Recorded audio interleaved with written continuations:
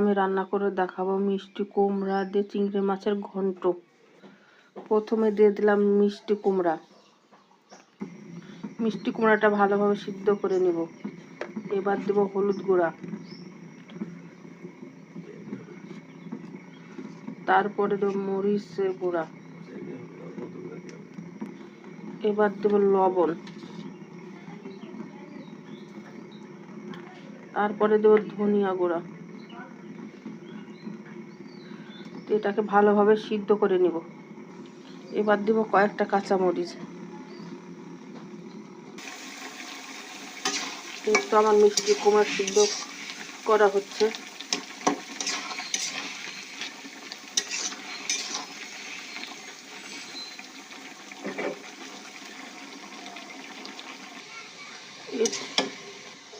এই তো আমার মিষ্টি কুমড়া সিদ্ধ করা কমপ্লিট। এখন এটাকে আমি ঢেলে নেব, নিয়ে তেলে দেব।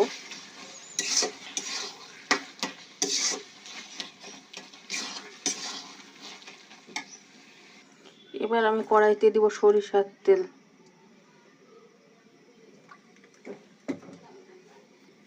এবার দেব পেঁয়াজ আর রসুন কুচি। এবার দিয়ে দেব তেজপাতা,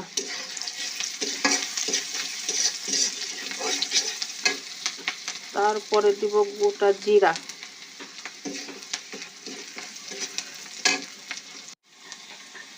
আমার পেঁয়াজ রসুন ভাজা হয়ে গেছে। ভেজে রাখা চিংড়ি মাছগুলো দিয়ে দেব।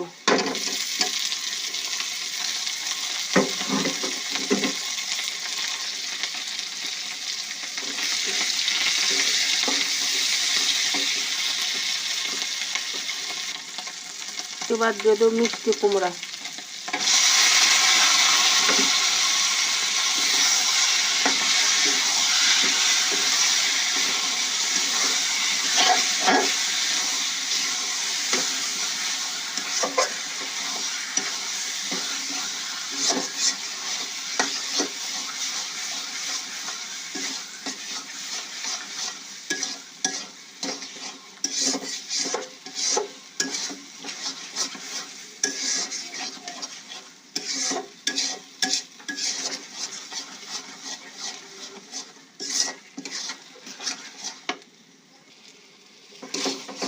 আমার মিষ্টি কুমড়া ঘন্ট হয়ে গেছে, এবার নামাই নিব।